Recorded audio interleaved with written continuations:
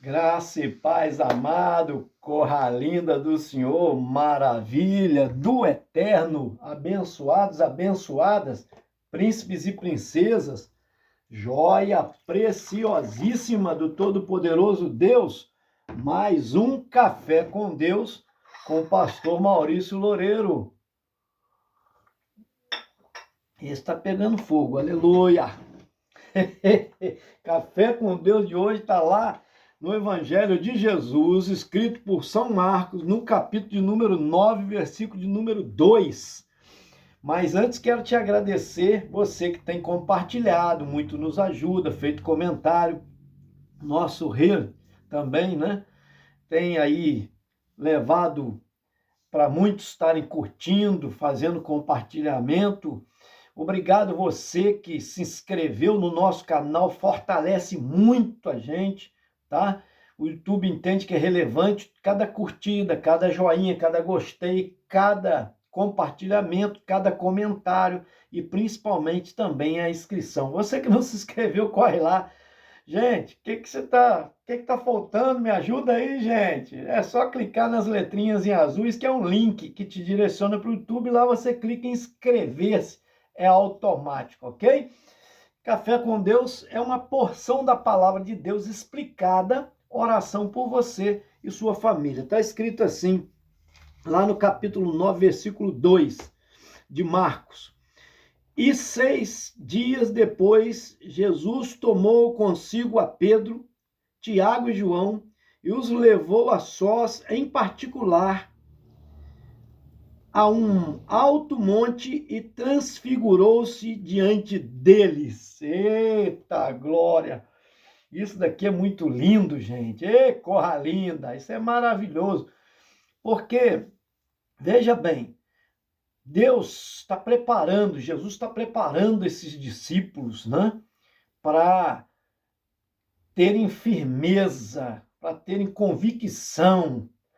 Então, há coisas que é para aqueles tratamento específico para criar mais raízes, para que as pancadas do dia a dia, né, igual eu gravei um Café com Deus, aí deve estar lá 100 para trás, né, sobre o carvalho e o terebinto, são árvores do deserto para aguentar a pressão das intempéries, ou seja, do calor escaldante, 50 graus no dia, e o frio abaixo de zero, e a tempestade e vendaval para aguentar, deixa marcas, mas está firme, a raiz está lá. No inverno não murcha, as folhas não caem, é impressionante. O Senhor está preparando, por isso que ele pega Pedro, Tiago e João, que seriam os líderes da igreja. Tiago presidiu o primeiro concílio, que foi para discutir sobre como tratar os gentios, aqueles que não eram judeus, o que podia impor para eles ou deixar de impor. Então eram decisões que eram o futuro da igreja, e ele presidiu o concílio. Pedro foi um líder importantíssimo, praticamente o primeiro líder da igreja ali, conduzindo, né, junto com os apóstolos. E depois veio João, que na morte desses outros apóstolos, o que ficou, que não morreu, né, de mártir, torturado, foi João que Deus preservou para quê? Porque exilado na ilha de Patmos, mas sofreu, né? Sofreu muito. Diz a tradição que ele foi colocado em tanque, tá? Mergulhado em tanque de óleo fervendo. Imagina a dor desse camarada, quanta tortura sofreu, mas ele ficou guardado para a revelação de Apocalipse, que foi escrito no ano 100, ano de Cristo, né? Então, o princípio da contagem do nosso século, nosso milênio. Então, veja só, tinha que preparar esses camaradas para ser firme. Foram duas coisas que marcaram, além dos milagres que ocorreram, porque podia-se pensar, não, Elias também fez milagres, Eliseu também fez, teve o dobro de milagres de Elias. Podia-se pensar assim, Moisés também, né? Deus tirou lá do Egito, usando ele com 10 pragas no Egito, e tantos milagres ocorreram, Deus fazendo por intermédio dele, como instrumento do Senhor no deserto, suprindo a necessidade do povo, mandando comida, né? Água, jorrando fonte de água de onde não tinha, e até comida do céu veio. Poderia pensar assim, ele era um profeta especial, mas como ter certeza que ele era o Filho de Deus? Foram duas coisas. Uma é essa: Jesus se transfigurou para mostrar de fato quem ele é, e a outra foi ver Jesus ressuscitado. Eles viram Jesus sendo morto, crucificado, ver Jesus ressuscitado. Então, não era uma, como diziam na época, a seita do caminho, a seita dos nazarenos. Fosse uma seita, tinha acabado com a tortura, sendo torturados, perseguidos. Mas esses camaradas nada pararam ele. Por quê? Nada pararam eles, por quê? Porque eles tinham convicção que eles estavam sofrendo por um Deus e que há uma recompensa a quem serve o Senhor. Então, Jesus pega esses três, justamente porque lembra que alguns milagres, só os três iam com ele, né? O caso lá quando Jesus disse, Talita cumi, menina, eu te mando, levanta-te, lembra? Aquela menina que ele foi ressuscitar, até que o pai, né, clama, pede para ir lá na casa dele, e ele vai lá ressuscitar. Tem casos que o tratamento é só com os três. E esse caso aqui é a mesma coisa. Jesus sobe ao monte, chega lá. O que é a transfiguração, pastor? Chega lá, o que acontece? Aparece para Jesus Moisés e Elias conversando com ele. Moisés e Elias conversando com ele. Há até pessoas que defendem no espiritismo, tá vendo? Os mortos não voltam. Como é que os mortos conversaram lá, apareceram?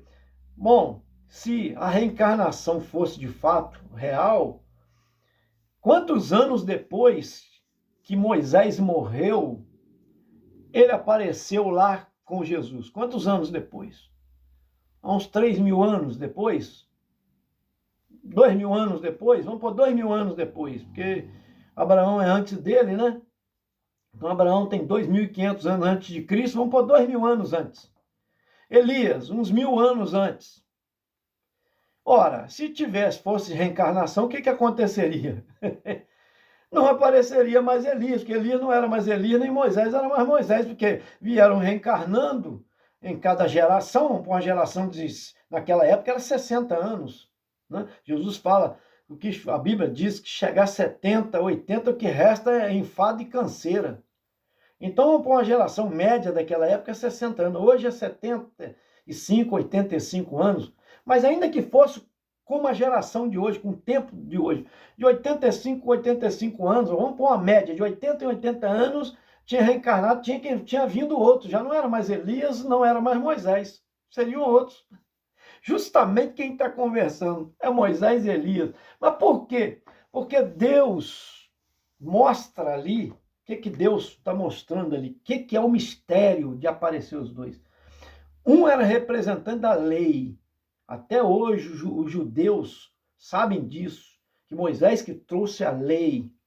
Então, eles têm como patriarca mais importante, porque trouxe a lei para eles, a libertação e a lei no deserto. Então, e Elias representava os profetas, que foi o primeiro grande profeta, o pai dos profetas, que montou escola de profeta. Eliseu vem depois, monta escola também, mas Elias que iniciou-se o ministério, ele era representante dos profetas. E só existia, a Bíblia só tinha esses dois livros. Os outros vieram depois, que se reuniram, estavam sendo escritos, né? Mas juntaram depois, a coletânea chamada de Bíblia.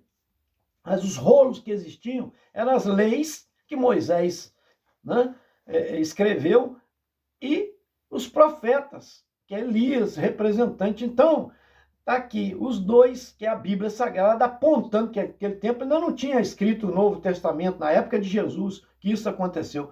Então, a lei e os profetas apontam para Cristo.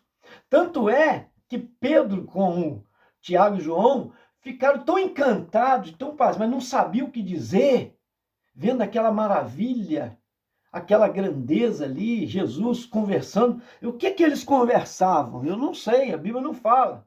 Mas pode ser sobre a morte de Jesus e a sua ressurreição, e pode ser também, né, mistérios no futuro. Lá em Apocalipse diz que 2 testemunhas há de ressuscitar, né, há de representar, aliás, né, Deus trará 2 testemunhas, não fala que ressuscitará, trará, vai ressuscitar depois que eles forem mortos lá pelo anticristo, mas trará 2 testemunhas, e bem provável seja esses 2, a lei, Moisés representando a lei, e Elias, porque diz que esses fizeram sinais e prodígios, então eles virão com sinais e prodígios, e como Moisés foi um grande, né, instrumento de Deus com sinais e prodígios, e Elias também. Então veja só, eu não sei o que conversar, mas o fato é que Pedro falou, vamos fazer 3 tendas. Ele não sabe, diz a Bíblia que ele estava tão bobado que ele não sabia nem o que ele estava falando.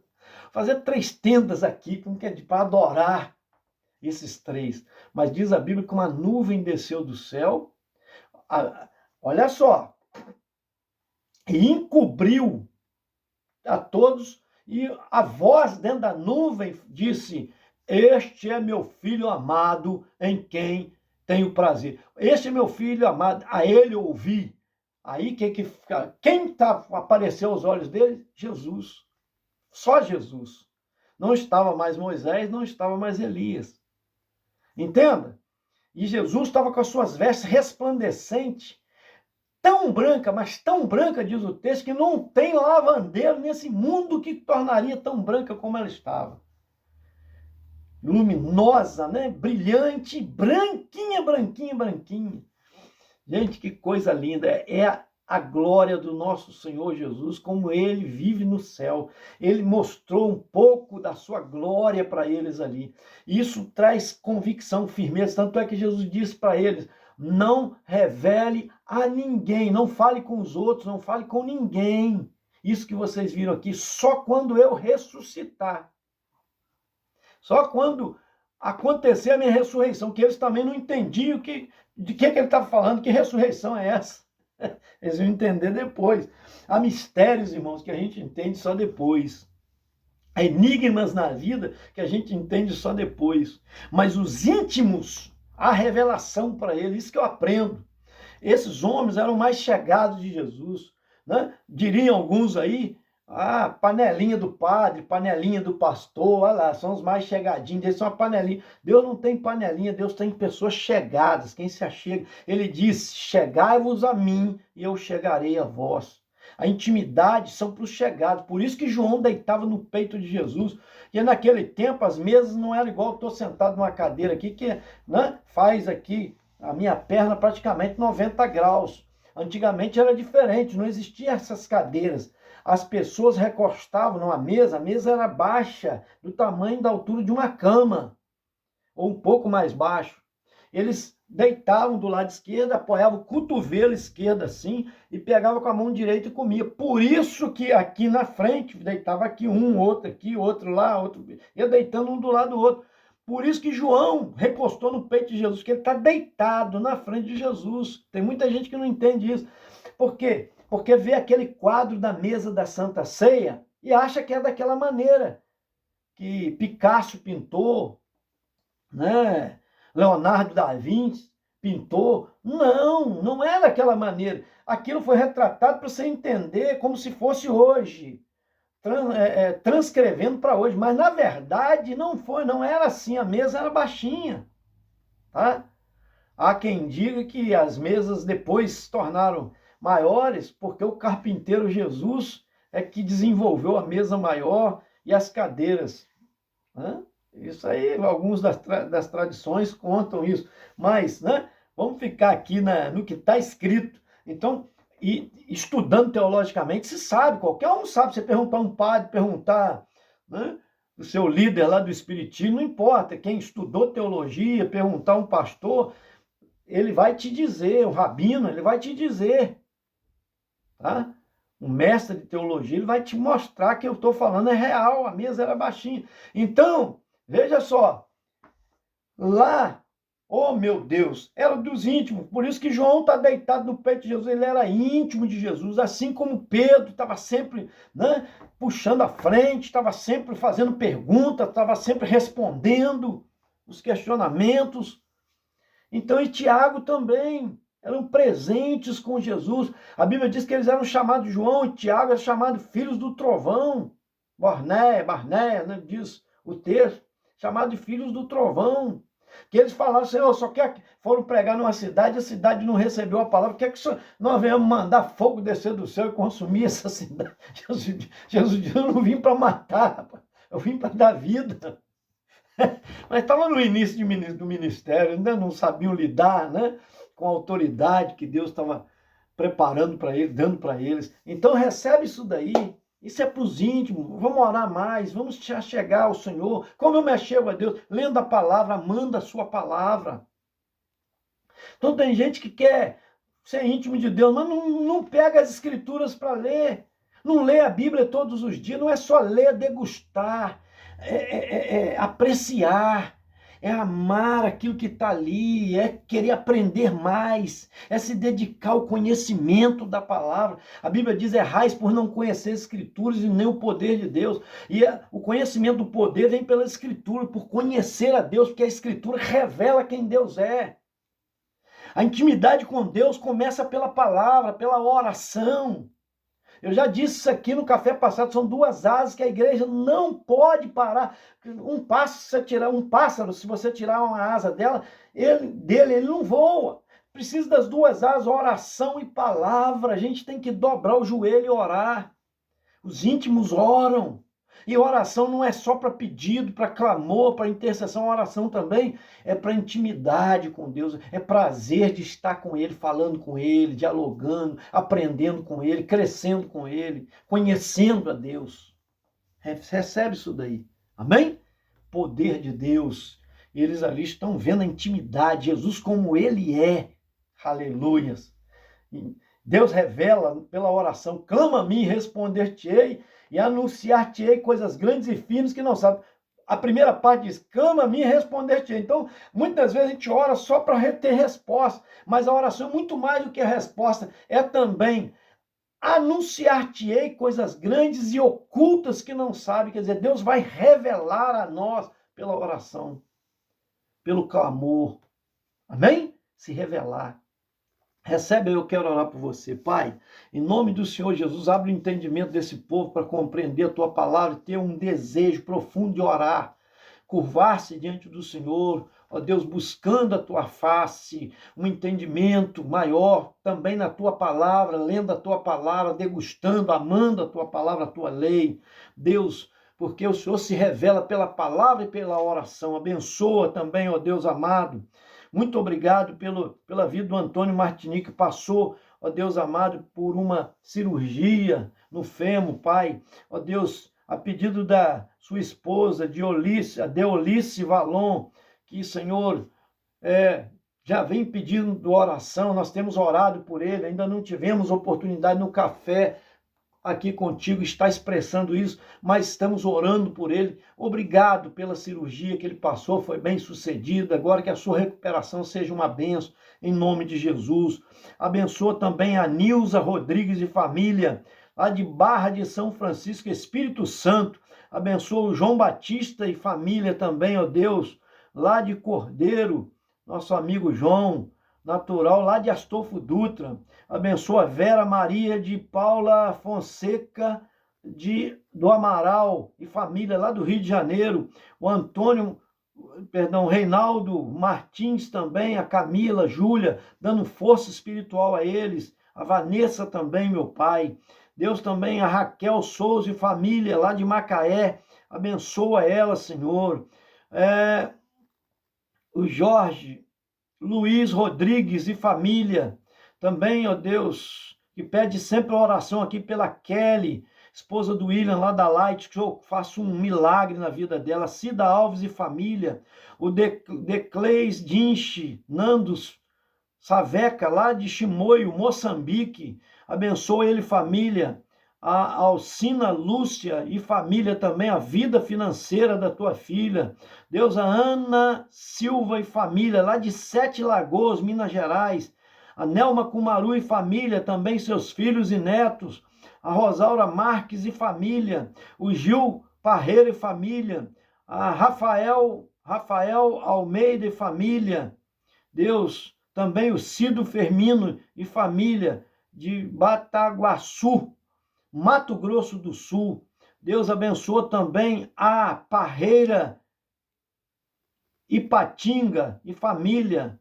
Deus, também toma nas tuas mãos a lindas mensagens, o grupo, ó Deus, administradora do grupo, lindas mensagens, está sempre curtindo os nossos vídeos também, em nome de Jesus. A Val Santos e família, Ulisses Hermínio e família, lá de Maputo, Moçambique. O Marcos Roberto de Carvalho Faria e família. A Priscila Duarte da Silva, minha prima também, família, lá de Pirapitinga, Minas Gerais. A Sueli Rocha e família. O Mauro Sérgio e família. O Júlio Vieira Anianes e família, de Gardênia Azul, Rio de Janeiro. E o Baião Neidson Gonçalves e família. Esse foi mais um, em nome de Jesus, esse foi mais um Café com Deus. Te aguardo até o próximo.